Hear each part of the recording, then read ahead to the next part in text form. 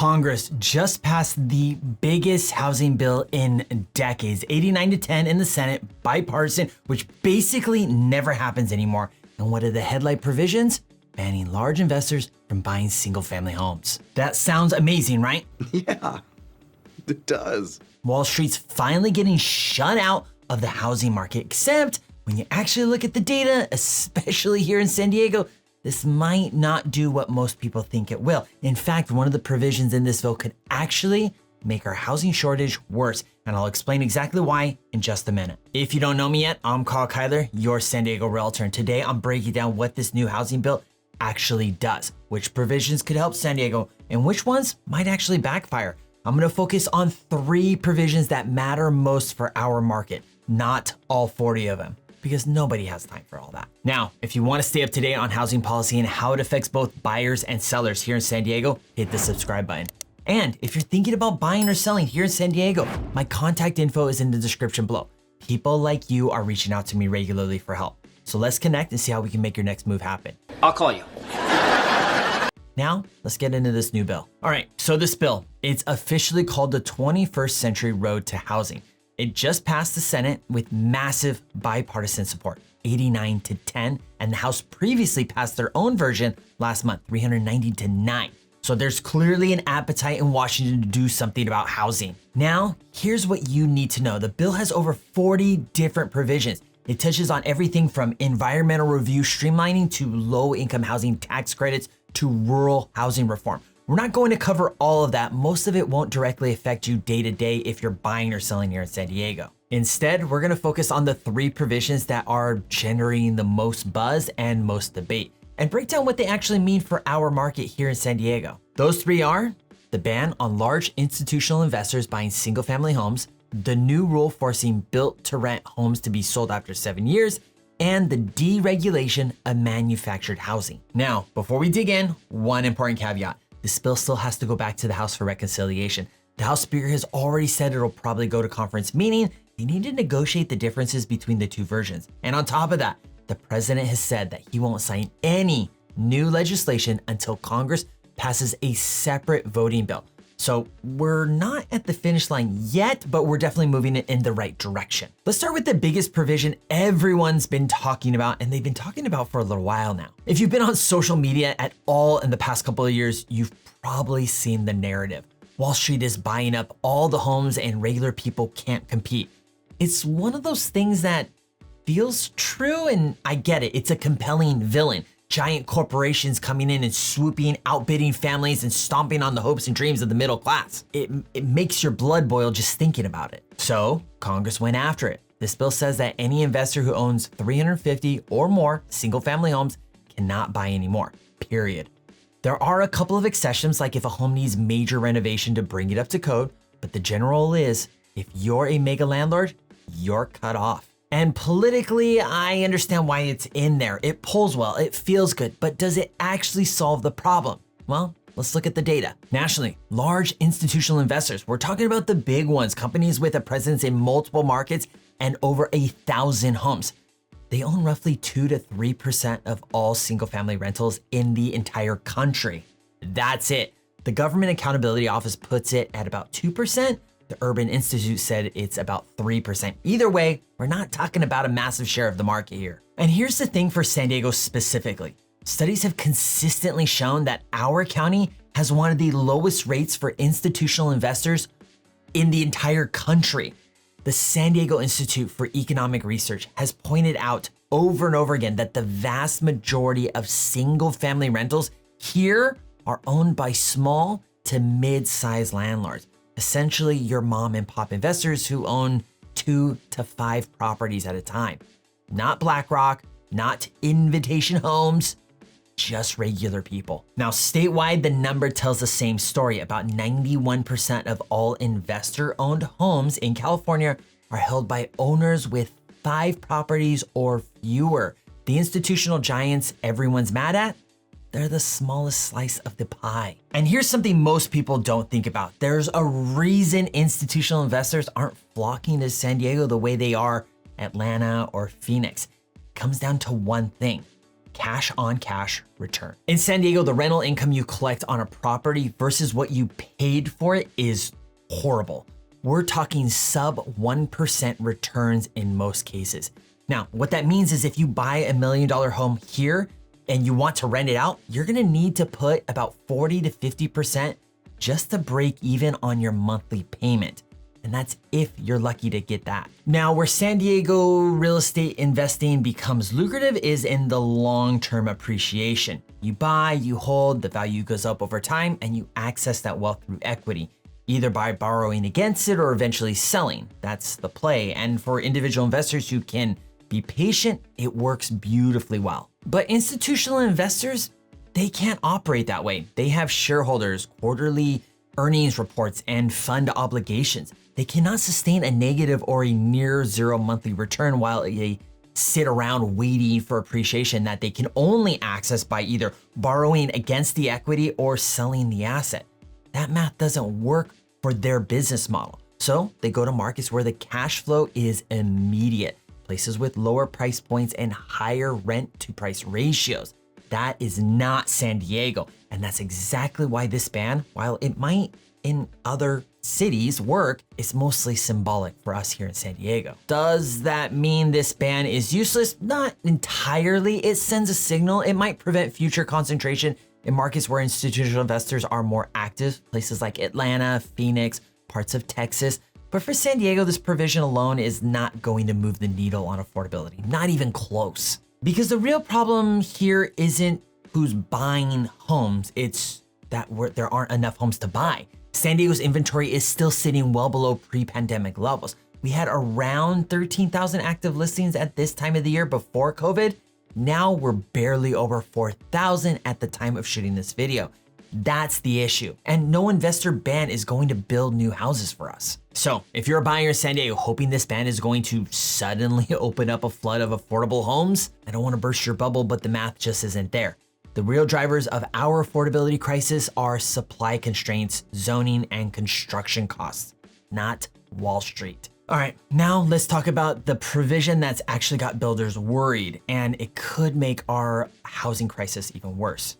Here's where things get interesting and potentially problematic. The bill includes an exception for investors who build brand new homes specifically for renting. It's called Build to Rent, or BTR, and nationally this segment has been growing. It now makes up about 7% of all new single-family construction. These are typically communities of newer, well-maintained rental homes that give people a single-family living experience without having to actually buy. And this isn't a national trend. We're seeing these developments pop up all over San Diego, but in the form of attached housing. In the metro area, in the suburbs, throughout the county. And a great example, that site off Arrow Drive in the 15 freeway. It used to be Fry's Electronics. Remember that place? Well, they bulldozed it down and now a residential rental building is going up right there. That's a built to rent in action, right in our own backyard. The catch, under this bill, investors who build these rental homes would be required to sell them after 7 years, and the current renter would get first dibs to purchase.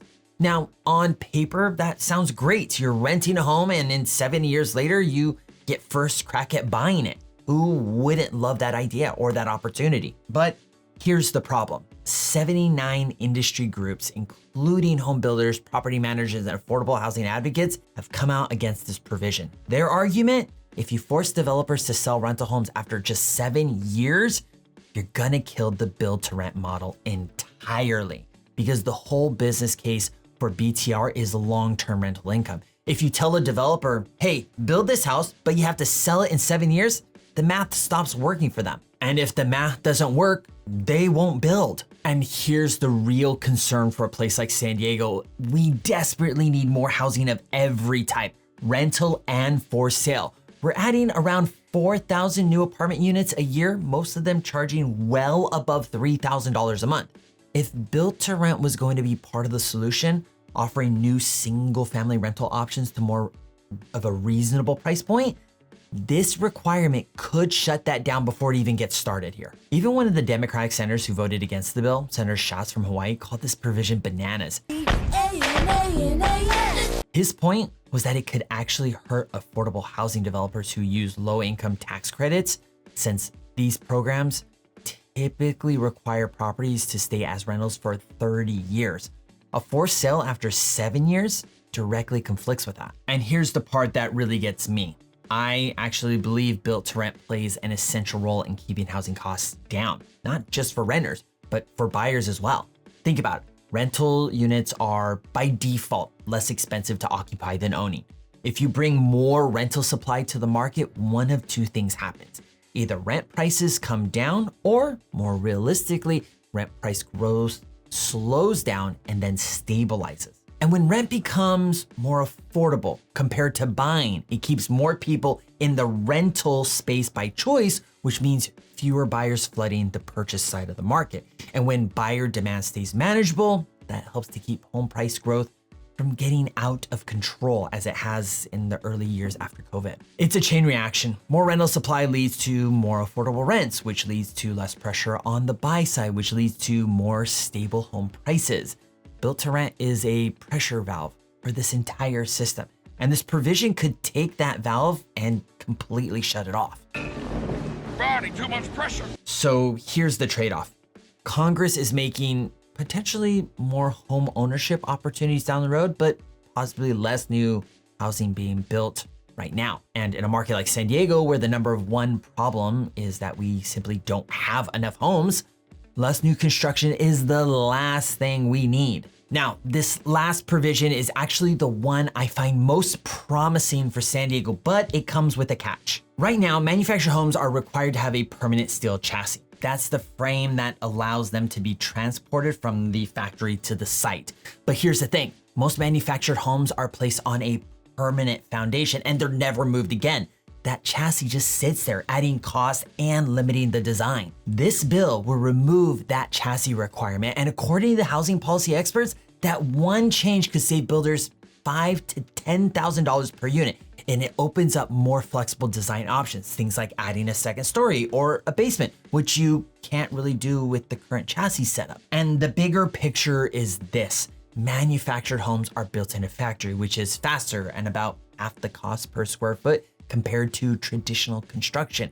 In a market like San Diego, where construction costs are through the freaking roof, no pun intended, that's a significant advantage. California is actually starting to pay attention to this. State legislators are pushing to make 2026 the year of the housing factory. There's a growing interest in modular and factory-built housing as a realistic way to address our shortage. Even San Diego has seen some early modular housing projects, particularly in affordable housing. But, and this is a big but, federal law can only do so much because the real barrier to manufactured housing in San Diego isn't the chassis requirement.